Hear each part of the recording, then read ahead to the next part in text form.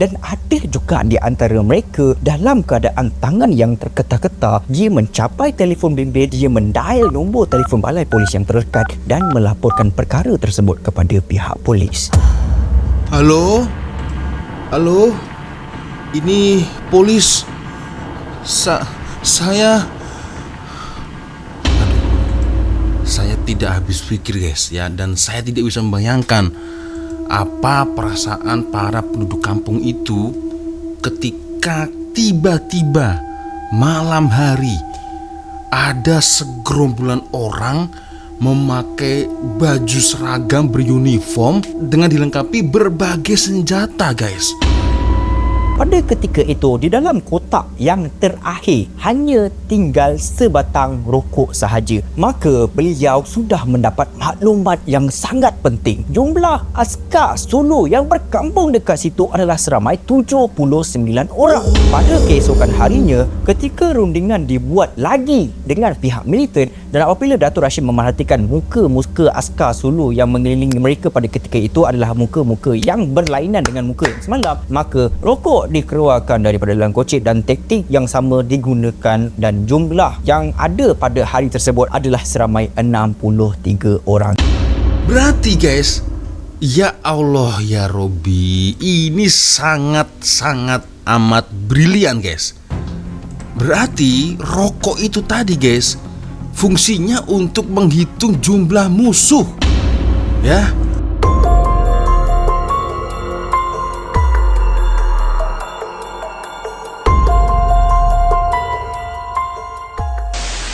Yo Re, assalamualaikum warahmatullahi wabarakatuh. Hai Re, jumpa lagi ada saya di sini. Wah, lonjong salam lonjong. Hiya.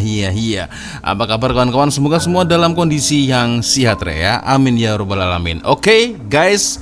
Ya, tanpa memangsa akhirnya kita jumpa lagi di session malam Jumat horor. Tapi kali ini agak lain.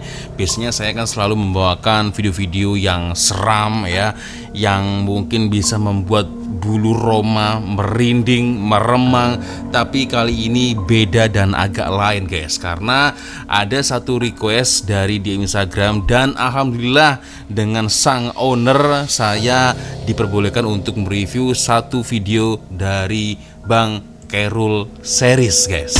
Nah itu dia, kisah benar Lahad Datu. So jadi kali ini kita akan mencoba untuk mereview guys ya, dan sekaligus belajar sejarah macam mana sebenarnya kisah dari Lahad Datu guys ya. Dan ini cukup menarik karena tajuknya ini adalah hanya menggunakan rokok boleh hancurkan musuh, biar betul. Oke, kita akan coba nonton game bersama-sama seperti apa video dari Bang Khairul Series guys ya, kisah benar dari Lahad Datu ya. Kita akan coba nonton seperti apa videonya. Tapi ya seperti biasanya, hanya sekedar mengingatkan untuk kawan-kawan yang mungkin belum sholat, jangan lupa sholat dulu, dan jangan lupa guys siapkan kopi ya, kue-kue ya, sambil menemani waktu kita di hari ini ya geng ya. Kita tonton sampai dengan selesai. Sebentar, kejap. Alhamdulillah.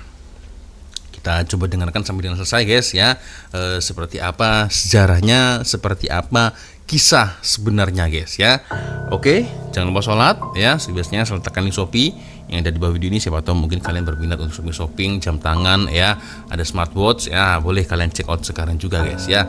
Kita tonton bersama-sama seperti apa kisahnya guys. Pada malam 9 Februari 2013, suasana di kampung Tanduo di Lahad Datu sunyi seperti biasa. Beberapa orang penduduk kampung yang sedang berehat di rumah masing-masing setelah seharian bekerja. Pada ketika itu, mereka terdengar bunyi enjin bot perlahan-lahan mendekati ke persisiran pantai kampung mereka. Bagi penduduk kampung Tanduo, bunyi enjin bot pada waktu malam bukanlah sesuatu yang luar biasa. Kebanyakan daripada mereka bekerja sebagai nelayan untuk menyara keluarga mereka dan bunyi enjin bot pada waktu malam adalah perkara biasa bagi mereka kerana ada kalanya para nelayan akan pergi mencari ikan pada waktu malam. Namun pada malam tersebut bunyi enjin bot terasa sangat berbeza dan bunyi tu kedengaran seperti berulang kali, seolah-olah ada beberapa buah bot yang datang ke persisiran pantai dengan serentak.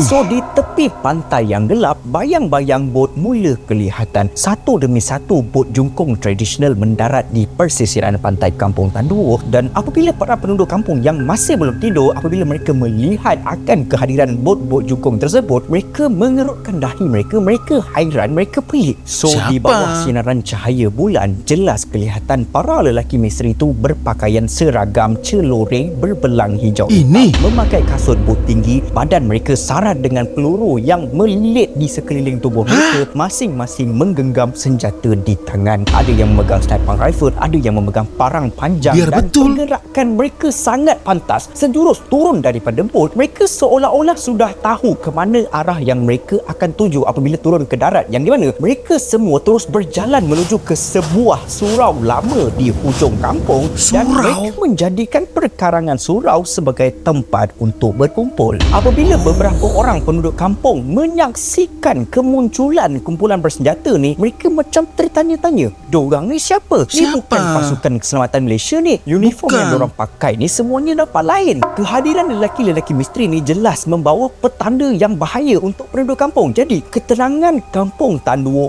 berubah menjadi huru-hara, tapi huru-hara secara senyap kerana firasat penduduk mengatakan ini bukan petanda baik. Dan disebabkan itu, beberapa keluarga terus nekat untuk tinggalkan rumah mereka. Ada yang terus naik motor bersama anak dengan isteri dalam keadaan gelap. Dia terus memecut keluar daripada kampung. Ada yang bergegas menghidupkan enjin kereta dan terus memandu tanpa sempat untuk bawa barang-barang yang lain. Dan ada juga di antara mereka yang hanya sehelai sepinggang. Mereka berlari, mereka membawa diri mereka menyorok di dalam hutan belukar kerana mereka cuba berusaha untuk menjauhi kawasan surau tempat lelaki misteri itu berkumpul. Dan ada juga di antara mereka dalam keadaan tangan yang terketar-ketar. Dia mencapai telefon bimbit, dia mendial nombor telefon balai polis yang terdekat dan melaporkan perkara tersebut kepada pihak polis.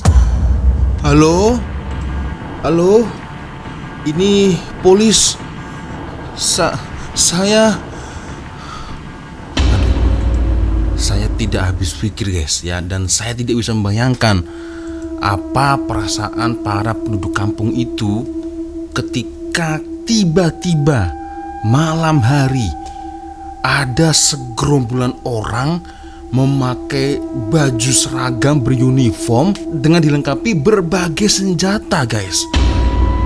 Bukan polis, bukan tentara Malaysia, bukan anggota keselamatan ya. Ini siapa? Waduh, pasti panik guys, ya kan? Ada yang membangunkan istri, sayang, kita kabur, kita keluar dari rumah. Ada yang membangunkan anak-anaknya, ya kan? Sambil start engine kereta, start engine motosikal. Itu terlalu berisiko sih guys, karena pasti akan terdengar itu agak berbahaya juga sih guys. Aduh, saya tidak bisa membayangkan betapa paniknya saat itu guys. Gila, ini baru belum seperempat cerita, ini dah cukup mengerikan ini guys. Oke, kita coba lihat guys ya, seperti apa selanjutnya ini. Oke. Carol series. Oke.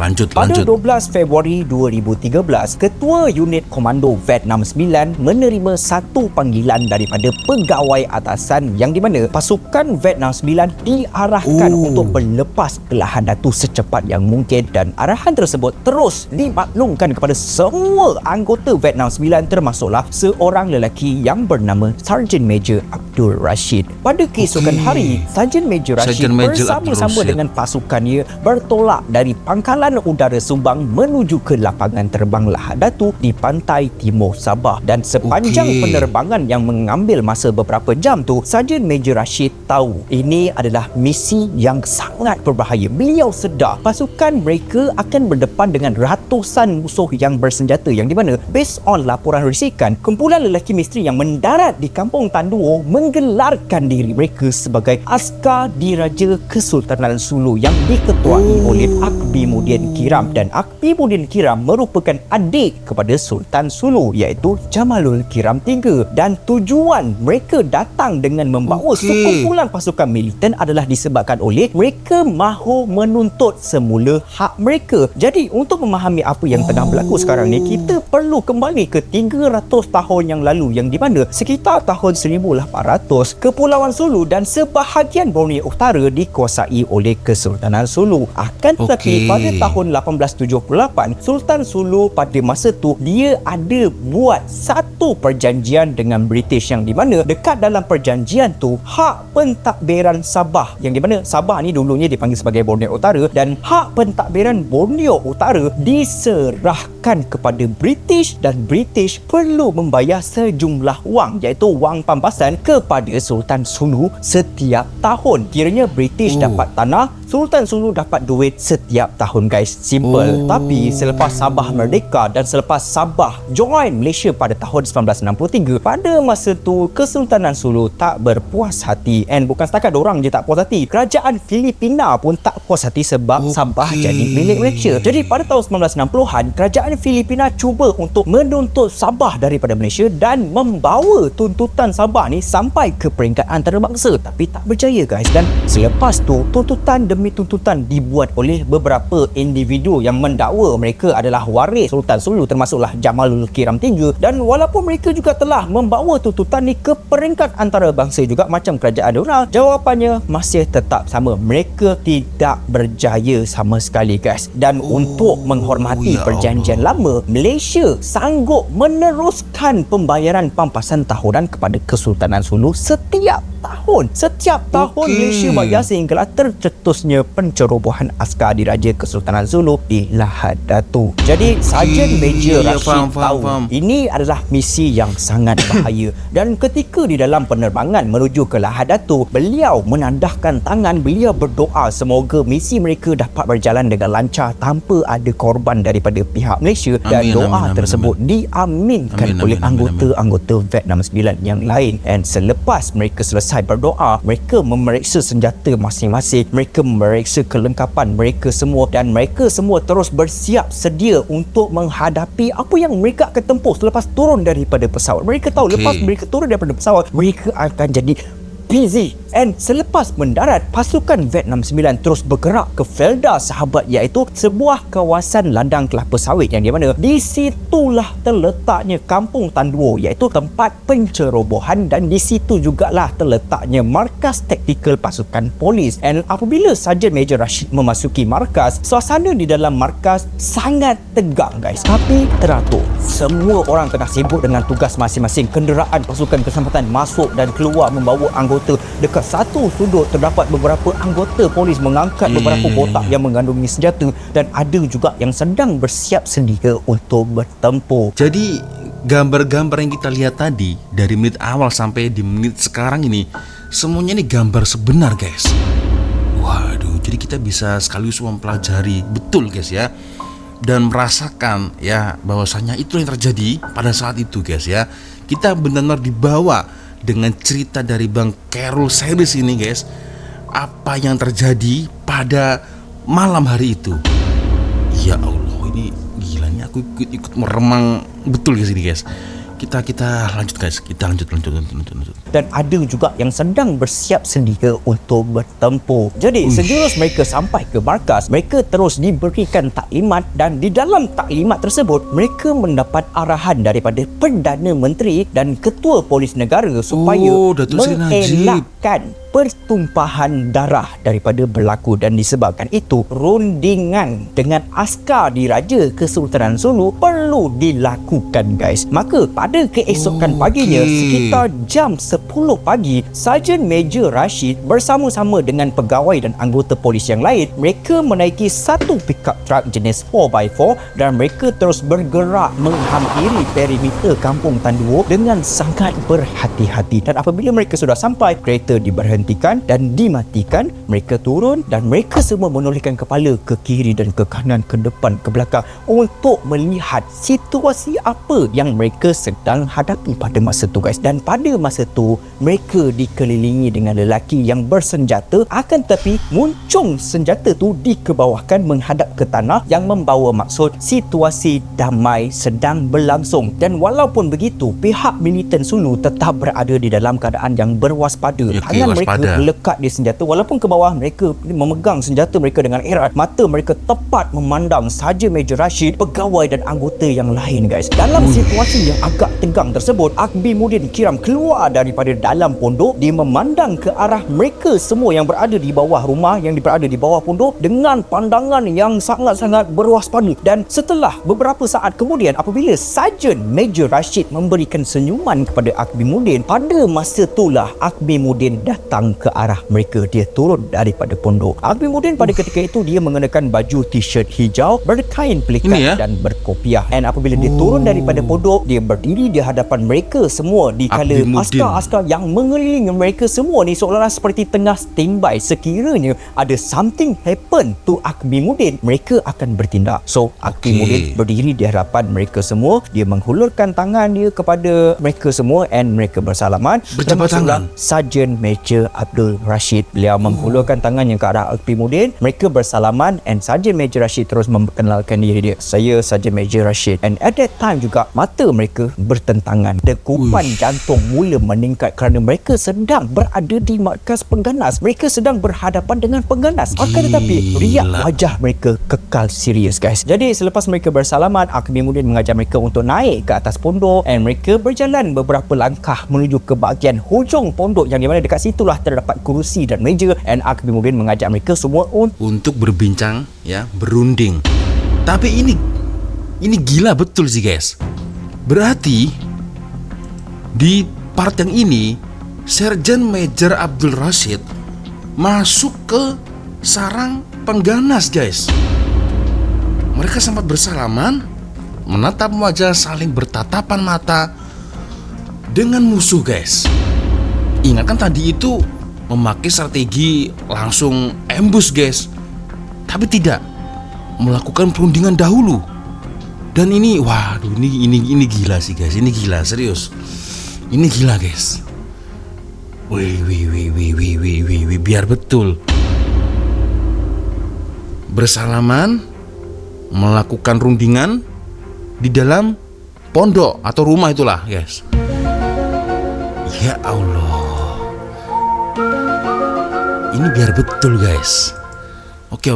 Kita lanjut lagi, guys. Jadi selepas mereka bersalaman, Akbimuddin mengajar mereka untuk naik ke atas pondok and mereka berjalan beberapa langkah menuju ke bahagian hujung pondok yang di mana dekat situlah terdapat kerusi dan meja, and Akbimuddin mengajak mereka semua untuk duduk dan mereka dihidangkan dengan beberapa air mineral. Dan setelah beberapa ketika kemudian, rundingan tidak menemui kata sepakat. Mereka meminta diri, mereka bersalaman dengan Akbimuddin dan konco-konconya dan mereka berjalan menuju masuk ke dalam kereta. Apabila pickup truck ataupun kereta mereka mula berjalan keluar daripada kawasan musuh, ketika di dalam kereta, salah seorang pegawai berpangkat lebih tinggi daripada Sarjan Major Abdul Rashid, dia bercakap kepada Sarjan Major Abdul Rashid, "Tuan, mereka tak nak berundur." Semua pegawai yang berpangkat lebih tinggi daripada Sarjan Major Rashid, mata mereka semua tertumpu kepada Sarjan Major Rashid. Mereka semua seakan-akan tengah menunggu apa yang akan diucap ataupun apa yang akan dicakapkan ataupun apa yang akan disampaikan oleh Sarjan Major Rashid. Kerana Sarjan Major Abdul Rashid bukanlah Sarjan Major Abdul Rashid. Beliau merupakan Dato' Abdul Rashid yang berpangkat Senior Assistant Commissioner Pendaraan pada ketika itu, dan beliau adalah orang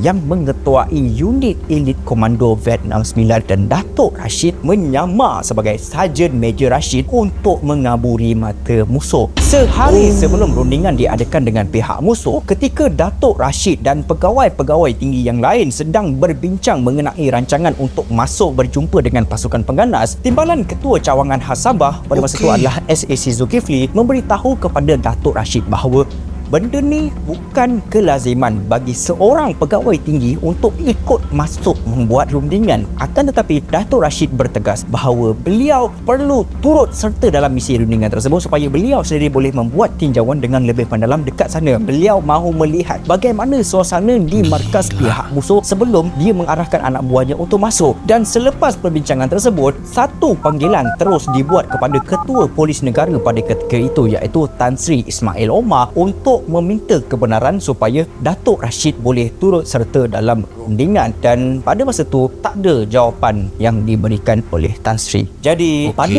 hari mereka ingin membuat rundingan tu, ketika mereka semua sudah ingin bertolak untuk pergi ke markas pengganas, dan Datuk Rashid ni sebenarnya masih sedang menunggu kebenaran daripada Tan Sri Ismail Omar. Pada ketika itu Tan Sri Ismail Omar membuat panggilan dan memberikan green light kepada Datuk Rashid untuk turut serta pergi berjumpa dengan pasukan militer. Akan tetapi dengan beberapa syarat. Antara syaratnya adalah Datuk Rashid tidak boleh terlibat dengan rundingan dan Datuk Rashid tidak boleh memperkenalkan diri beliau kepada mereka sebagai Datuk Rashid. Datuk Rashid perlu menyamar sebagai Sarjan Major Rashid kerana jika terkantoi beliau adalah Datuk Rashid, banyak risiko dan banyak kemungkinan buruk yang akan berlaku, dan salah satunya adalah Datuk Rashid berkemungkinan akan dijadikan sebagai tebusan. Dan ketika beberapa pegawai dan anggota polis membuat rundingan dengan Alvimuddin dekat atas pondok tu, pada ketika itulah Datuk Rashid menjalankan satu strategi yang akan membantu misi ini berjalan dengan lancar, yang di mana ketika mereka sedang berunding, Datuk Rashid pada ketika itu berada di bawah pondok dikelilingi dengan askar Sulu, dan pada masa tersebutlah beliau cuba untuk mengajak askar-askar Sulu ni untuk berbual. Akan tetapi semuanya songong guys, semuanya hanya menolehkan kepala mereka ke arah Datuk Rashid dengan muka yang bengis, and then diorang just buat dang je, buat dono je. Akan tetapi Datuk Rashid datang ke situ bukan dengan tangan kosong. Beliau mengeluarkan sekotak rokok daripada dalam koceknya. Beliau membuka balutan plastik daripada kotak tu dan menarik sebatang rokok keluar daripada dalam kotak. Nah, sambil kita borak-borak ni, isaplah rokok dulu. At that time, beberapa orang askar Sulu macam teragak-agak untuk datang ke arah Datuk Rashid untuk mengambil rokok. Namun Datuk Rashid menghulurkan lagi. Isap. Pandai juga strateginya guys. Ya kan, di saat tegang keluarkan sebatang rokok, set, ya kan. Yang namanya perokok guys ya, apalagi dengan sekumpulan tentara-tentara seperti itu, udah pasti mereka untuk menghilangkan rasa tegang, stres ya. Jalan satu-satunya adalah untuk merokok, ya kan. Set, musuh-musuhnya melihat, wih, rokok nih enak juga nih, sedap juga. Akhirnya mereka teragak-agak nih, ya mau ke sana, agak-agak gengsi juga. Itu bukan kawan, ya kan? Itu strategi yang cukup bagus guys ya. Masalahnya rokoknya ini rokok apa ini guys? Hah? Karena dalam tajuk dari video ini guys, dia guna rokok untuk hancurkan musuh. Maknanya apa ini?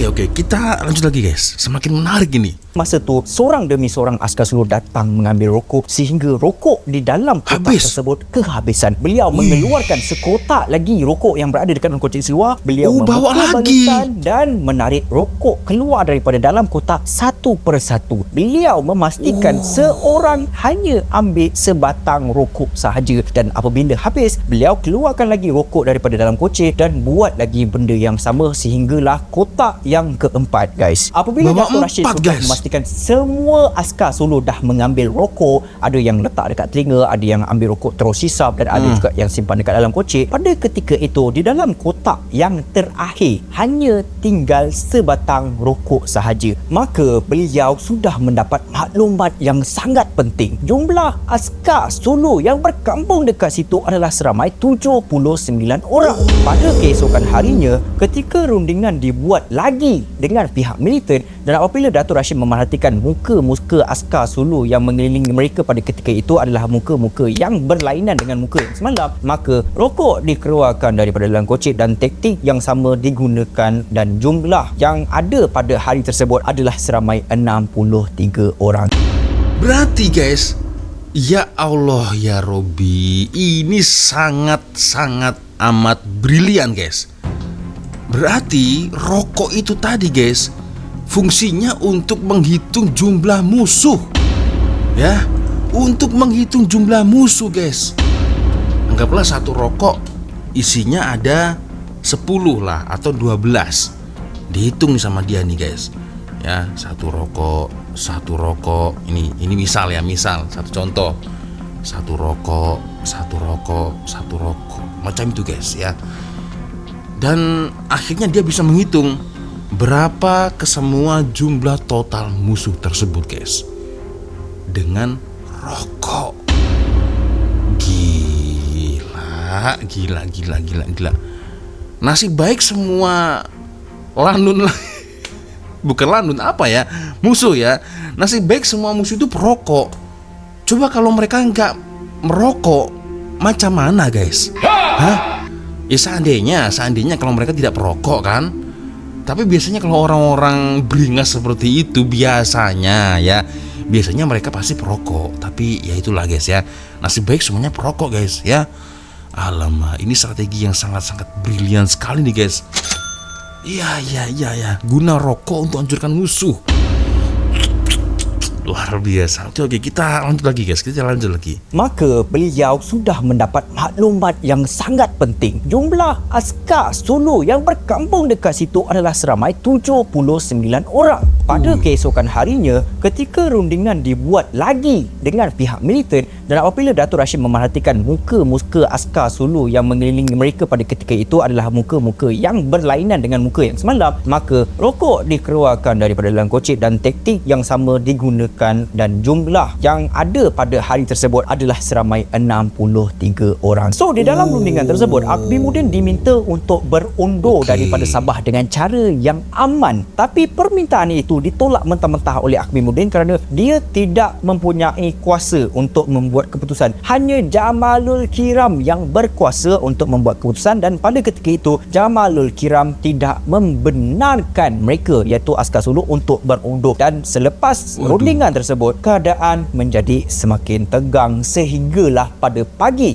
1 Mac 2013 pertempuran berlaku yang dimulakan oleh askar Sulu kerana mereka cuba untuk keluar daripada kawasan Kampung Tanduo yang di mana akibat pertempuran tersebut dua anggota VET 69 yang bernama Inspektor Zulkifli dan Korporal Sabarudin mereka terkorban syahid guys. Mereka gugur sebagai pahlawan negara dan seramai 12 anggota militan Sulu mati ditembak. Pada keesokan harinya iaitu pada malam 2 Mac 2013 di Kampung Simunul Sempurna kira-kira 150 km dari Lahadatu, pasukan polis yang sedang menjalankan pemeriksaan di situ mereka diserang hendap oleh penceroboh Sulu yang bersembunyi dekat situ guys, dan akibat serangan hendap tersebut seramai 6 orang anggota polis kita terkorban dan 6 pengganas ditembak mati. Insiden dekat Sempurna ni mengejutkan negara yang membawa maksud iaitu ancaman penceroboh Sulu bukan sahaja tertumpu di Tanduo tetapi sudah merebak ke kawasan yang berdekatan. Kesabaran dah sampai limit guys. Kita minta mereka keluar dengan cara yang baik tapi mereka tak nak. Malah mereka start dulu pertempuran dengan pihak kita guys. Maka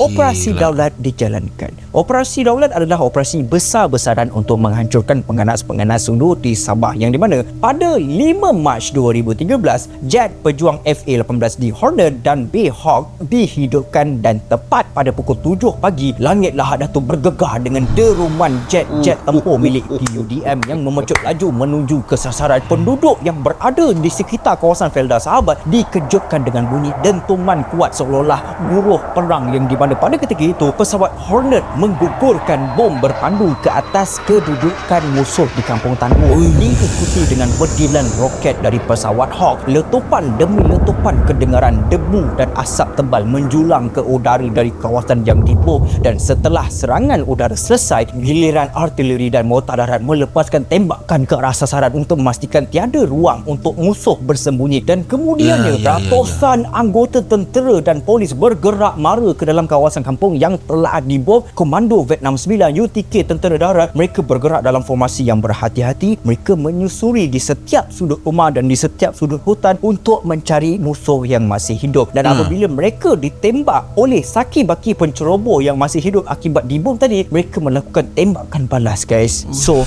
pertempuran berlaku sehinggalah pada 11 Mac, yang di mana pasukan keselamatan Malaysia mengisytiharkan Kampung Tanduo selamat dan berjaya dikawal sepenuhnya. Dan pada 10 April, setelah hampir 2 bulan berhadapan dengan isu pencerobohan, kerajaan mengumumkan Operasi Daulat tamat, yang menunjukkan secara keseluruhannya seramai hampir separuh daripada 200 anggota militan Sulu yang menceroboh mereka terkorban. 416 orang ditahan dipercayai terlibat dengan pencerobohan dan 6 orang awam yang tidak berdosa terkorban, dan seramai 10 anggota keselamatan kita terkorban sebagai wira negara yang patut diingati sepanjang zaman. Mereka adalah Inspektor Zulkifli Mamat, Korporal Sabarudin Daud, Superintendent Ibrahim Leba, Assistant Superintendent Michael Padil, Sarjan Major Baharin Hamid, Sarjan Abdul Aziz Sarikun, Korporal Salam Togiran, Lance Korporal Muhammad Azrul Togiran, Korporal Ahmad Hurairah Ismail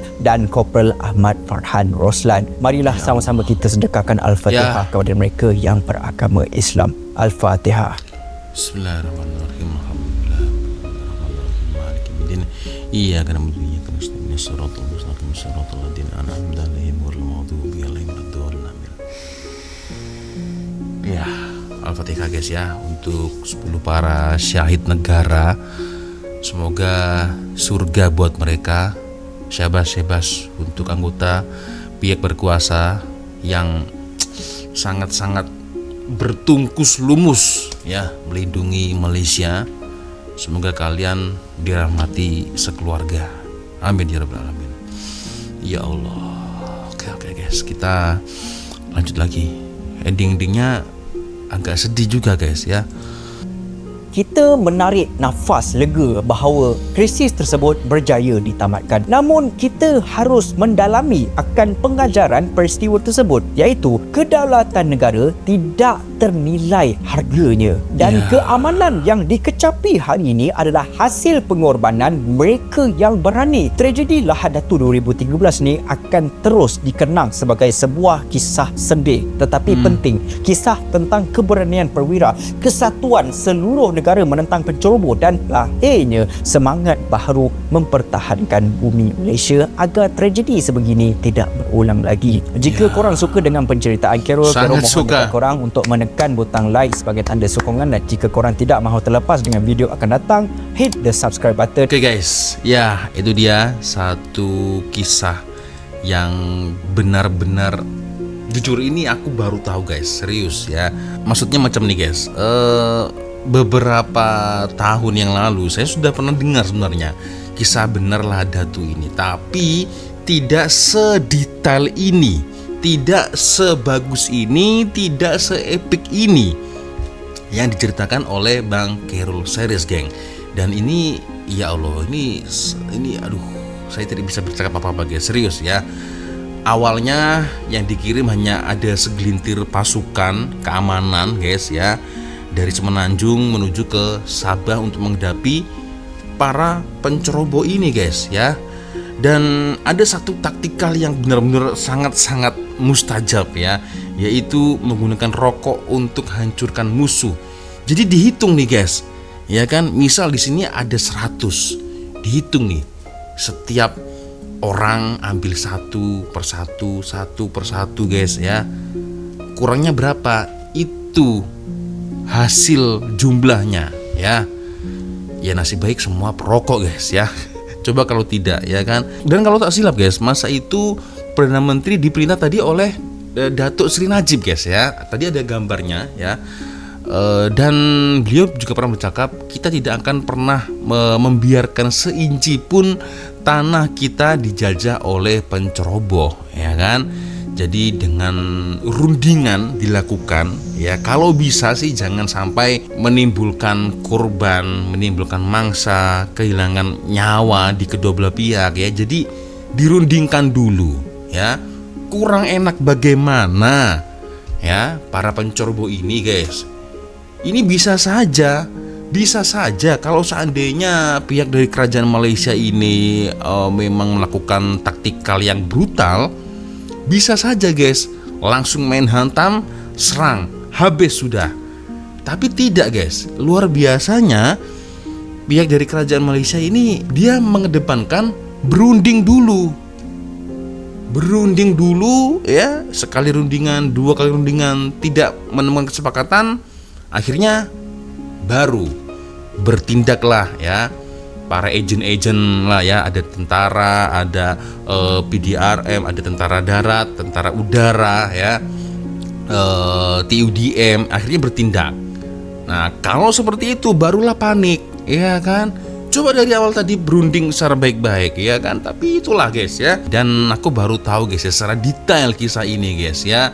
Ya Allah. So, mungkin untuk kalian atau bapak kalian, ya, atau siapapun itu yang mungkin pernah ikut dalam misi Ladatu ini, mungkin boleh komen di ruang komentar. Dan kalau silap ada filmnya juga lah, guys, ya.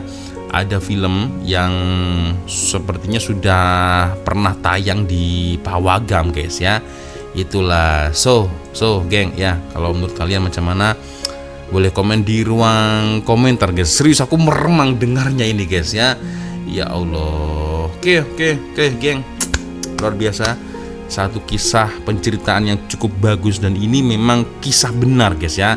The real story ini, guys, ya, dari Bang Khairul series, guys. Oke, guys, sepertinya cukup sudah untuk video kita kali ini. Cukup panjang, tapi setidaknya kita bisa mengingat kembali perjuangan 10 wira, ya, daripada Malaysia yang gugur dalam peperangan tersebut lah, guys, ya. Ya Allah. Dan akhirnya mereka mati syahid, ya. Soalan saya ini, sorry to say, kalau mungkin soalan saya agak bodoh, guys. Misal suatu hari kejadian ini terulang lagi, guys. Misal, ya kan kita nggak pernah tahu kan, guys, ya. Misal, ya, baik itu keturunan dari Sultan Sulu yang terdahulu yang mungkin masih ada di Filipina, maybe, guys, ya. Itu macam mana, guys, ya. Apabila kalau kejadian seperti ini lagi, macam mana? Apa yang akan dilakukan oleh kerajaan Malaysia? Nah, geng, ya buat jaga-jaga lah, guys, ya. Nah, ini mungkin boleh komen di komentar. Semoga kejadian-kejadian seperti ini tidak terulang kembali, guys, ya. Baik itu di Malaysia, di Indonesia, dan di seluruh semua negara lah, guys, ya. Hal seperti ini tidak terjadi lagi, guys, ya. Itulah. Oke, guys, sepertinya cukup sudah untuk video kita kali ini, guys, ya. Luar biasa. Terima kasih kawan-kawan sudah nonton, dan saya minta maaf apabila mungkin kalau ada kesalahan kata-kata baik dari dalam video sama dari video. Seperti biasanya kalau ada video menarik yang mungkin boleh kita tonton sama-sama, silakan kirim link videonya di DM Instagram. Dan akhirnya saya Walonjong pamit dulu, guys. Wassalamualaikum warahmatullahi wabarakatuh. Semoga Allah melindungi kita semua. Amin ya rabbal alamin. Bye bye.